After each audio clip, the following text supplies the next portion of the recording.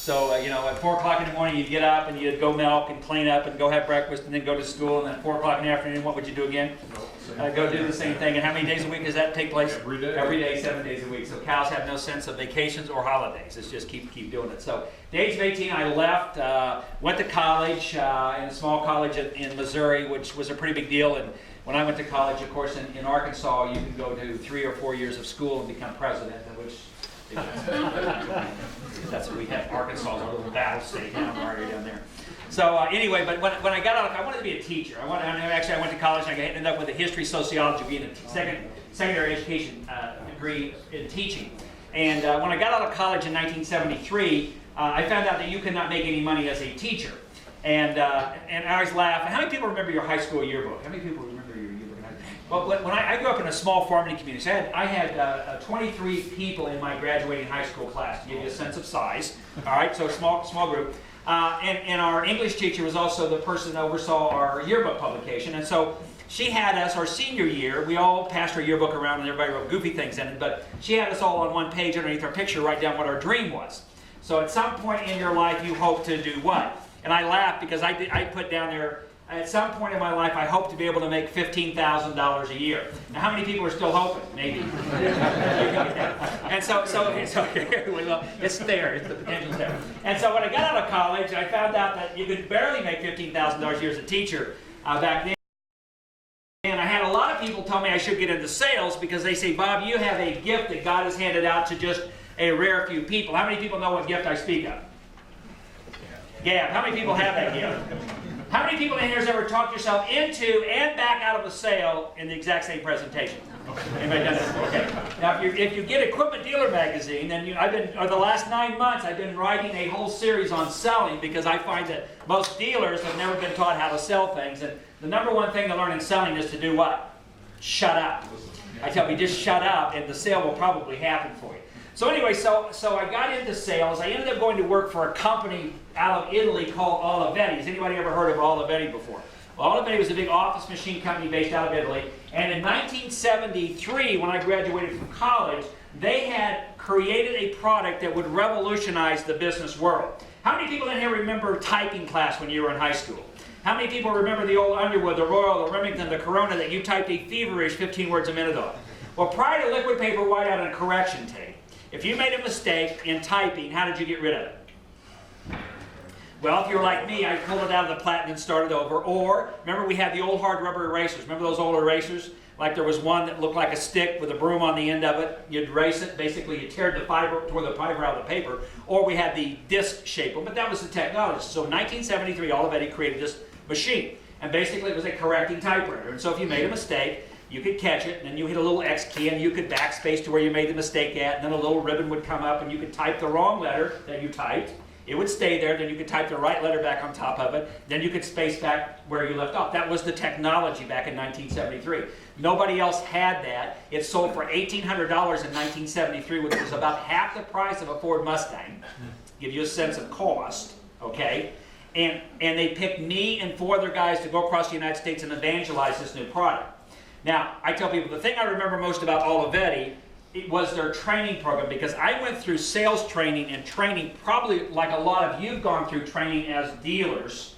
How many people in here as a dealer have gone through lots of extensive training to be a dealer? How many of you went through the same program I went through? Hang in there. That was my training program, hang in there. And then my manager's motivational talk was, and don't give up. So it was hang in there and don't give up. Now I did really well my first year in sales. So here I was 21 years old. I had a product that everybody in the Midwest United States wanted, and the only place you could buy it was from me. So my first year in sales, I made over $53,000 of personal income in 1973, 1974. Okay, I thought I was a great salesperson. Then something happened to me. Now, how many people in here are familiar with a concept called capitalism? Now, I know we're not familiar with it in our country anymore, but you've probably heard of it. Does anybody know what capitalism? What is capitalism? What is it? I know it's a nasty, demonic thing. What is capitalism? Well, capitalism is pretty simple. If you have an idea and you can create something, because of capitalism, you can go do what? Find somebody who'll want to do what, Bob? Go buy it and pay you money for it. And if you do it well and people buy it, then you make what? Money, okay? That's capitalism. You're not controlled. You don't have any barriers on you. If you have an idea and you think you can sell it to somebody, you can go sell it to them, and if they'll buy it, then you're good. You're making money. So the trouble with capitalism, though, is it has a negative side to it, which is what? Competition. Is anybody familiar with competition? So here I was. I had a product that everybody wanted. It was a perfect world for a capitalist like myself. I had a product that everybody wanted, and I didn't have any competition. How many people in here feel like you would do better in your dealership if you didn't have any competition?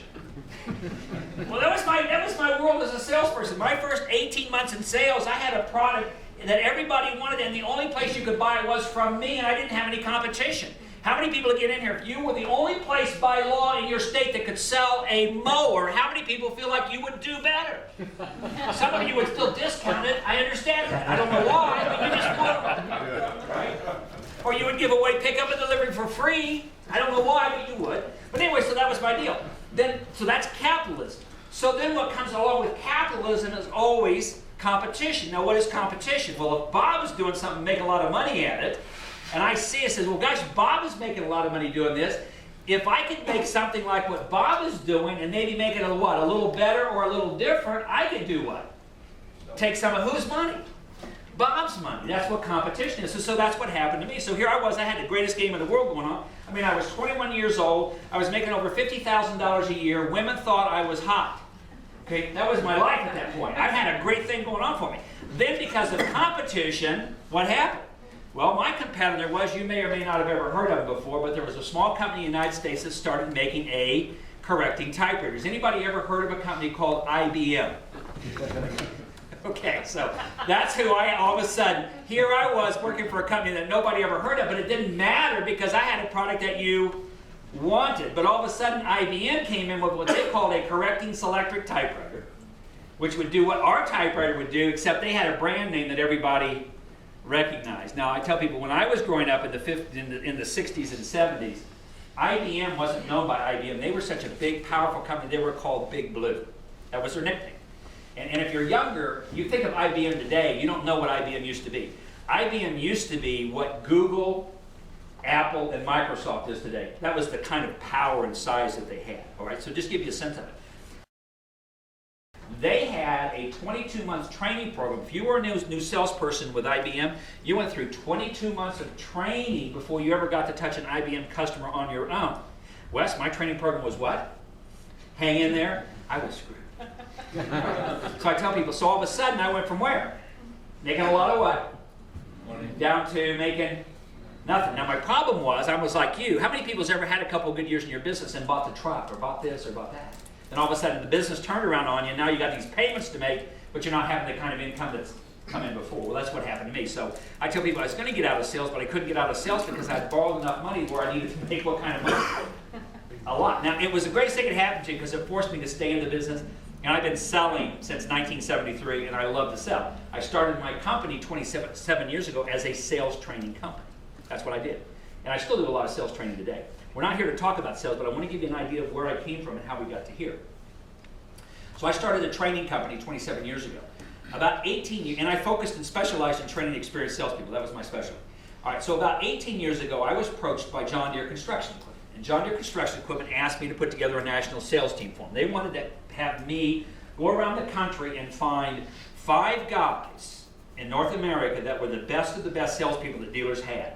So that when they had a large corporate client that wanted to go out and look at buying $250 million worth of construction equipment, literally me and 5 guys would get on the John Deere corporate jet. They would fly around and pick us all up, and we would go and we would do a presentation to a large national company on $250 million, and we were competing against Caterpillar and Volvo and companies like that. So that's what I did. Through that process, I got to know all these dealers all over the United States that were John Deere construction equipment dealers.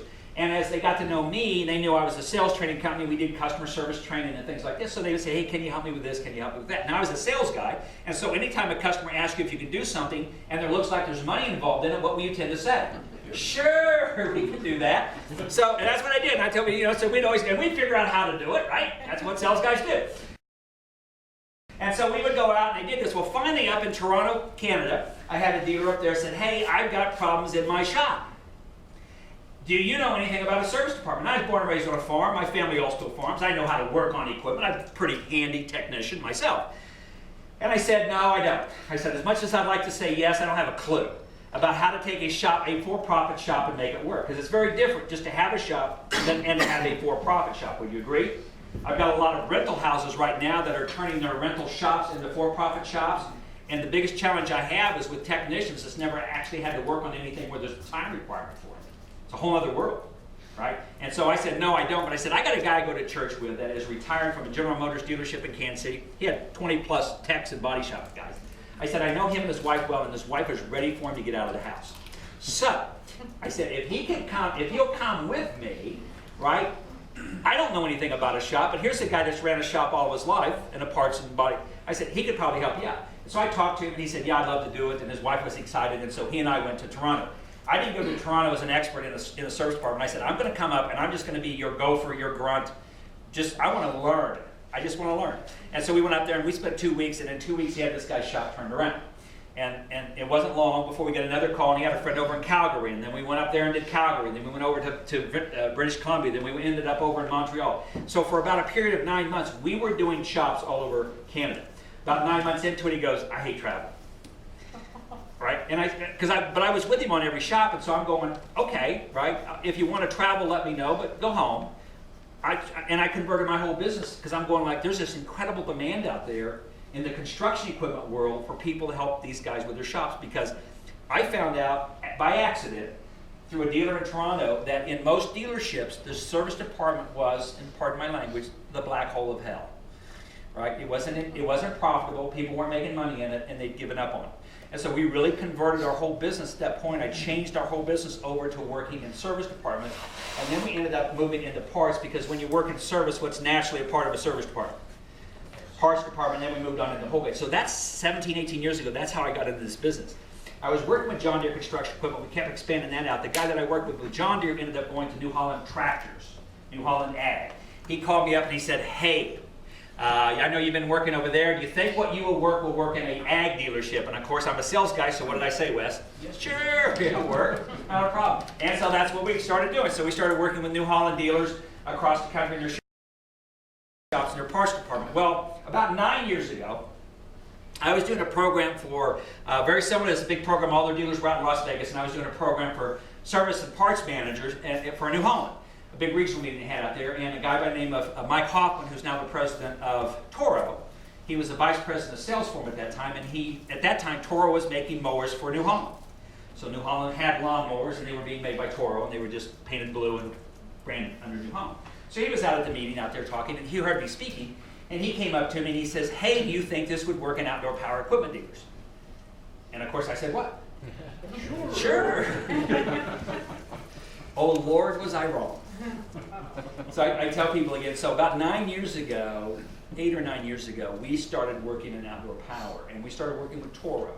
And they would have us go into dealers, and they paid half of the cost of having us and stuff in there. And we spent, and we were just laughing about it, we spent probably 2 of the most miserable years in our life trying to figure out how to make an outdoor power equipment dealership work. Service, parts, and even on the whole good side of it.